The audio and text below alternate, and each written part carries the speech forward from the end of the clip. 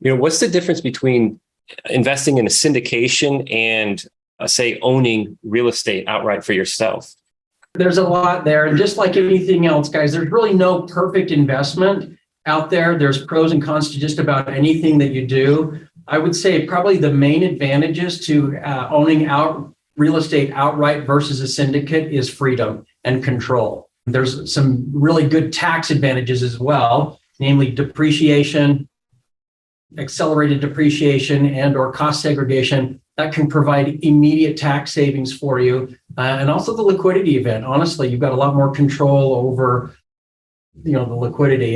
The other option is that we can, if we own our own real estate, we don't necessarily have to be a real estate professional, but we can still be considered from the tax code standpoint an active participant in the management of that. So that allows us to take certain losses or higher losses typically, or additional losses that than we'd otherwise not be able to as a passive investor, as a syndicate participant. And one thing just to kind of add on to that, just to with the depreciation is very different, and you may or may not see some of that with the syndication. Whereas if you are a real estate owner, you get to see all of that and realize all of that yourself.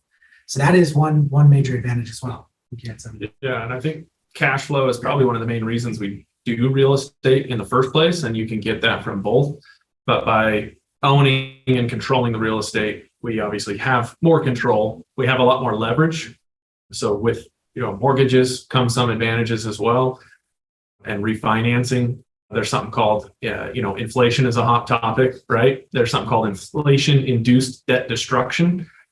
So owning your own real estate in that sense, inflation can actually be a good thing to help not only increase or appreciate the value of the properties that you own and control, but also the dollars that you're paying for those are now being used more efficient on, say, mortgage that you had based on how inflation is eating away at that. So yeah, tax advantages, I think we already hit on that. It opens up the door to just a lot more tax advantages because we control that. And then I think the liquidity, I just would hit on that again. That's a big one when we're talking about real estate. If something goes wrong, we want to make sure that we can call an audible and make a change. Yeah, liquidity is huge. David, what do you got? Yeah, I just want to add to this. So think of it this way, guys. Some of you may own an actual practice. Some of you may be working in a practice. And the point of the matter is that you're making your income from a place that you have control, education, and influence. To then go take that money into a place that you have no control in an unknown investment that you don't feel like you have, you're not going to get the impact and the value back that you'd like. So to work with a group like PWS, like Brett, like Thomas, to be able to put it in the hands of somebody who's going to put that power back in your hands, because you've just made your whole career of money in a place where you have education, you have influence, and you have relationships, and you're about to go to a place that you may be not as familiar with. And the reason why we're often making this shift is this: we're wanting to not be in a time for exchange with our money. And so it doesn't mean, though, we want to lose control in that exchange. We've seen this happen in the market where we go forfeit that control somewhere else. Now, in the right hands, if you get in control, you can actually take money that you've earned and place it into a place where you can still have control and get all those wonderful, beautiful impacts that they talked about with taxes, and then go on those vacations you wanted to do. So, yeah, that's great, David. And not having that control and not having those relationships, and that's all referencing that syndication piece where it's kind of like just letting it go out there. Correct. The thing I love about the single family residential and real estate in itself is what I tell everybody, the stackable returns of it. For syndication, you're typically in and out maybe 18, 20, 24 months where you've got a preferred return, you're in and out. It does return nice. But what would you say if I said we could produce that something very, very close in that time frame, but then add the perpetual aspect of it? So when you own it, control it, you have that continuation of it. And the stackable piece, we've talked about cash flow. The stackable piece can come in when you're looking at principal pay down. So we can cash out front and you can do a cash on cash return. But let's look at what's called the BRRRR strategy, where we buy, renovate, rent, refinance, and then repeat. Well, that principal pay down is going to happen. So the tenant is actually paying down your principal, and that's increasing your return year over year over year.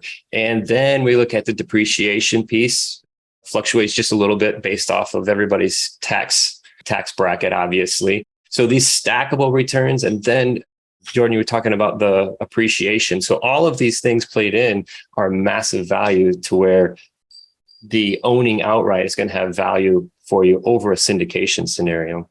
Or a REIT. Yeah. Or a REIT. Yes, Yeah. absolutely. Right. Can I bring up another point here that I think that Yes. you touched on? One of the nice things about what you're doing is that you're showing people how to leverage, and it's compounding and compounding. In a syndication, really what's happening is that you're taking your money and you become a very passive investor. That's not, it's a transaction. That's not a bad thing. When we become business owners and we own real estate as a business, there are multiples of tax savings that come to you. And that tax savings creates more tax savings because the way that we can invest it. And it's not just about rate of return. When we've got all of the advantages of the tax code as a business owner, especially as a real estate business owner, the tax savings, you need to include that in the rate of return. It's just that the tax savings comes at no risk. As long as we're filing the tax code properly, and then that money, that tax savings then can be reinvested and reinvested and reinvested and multiply, even leverage further the strategies that you are already have in place.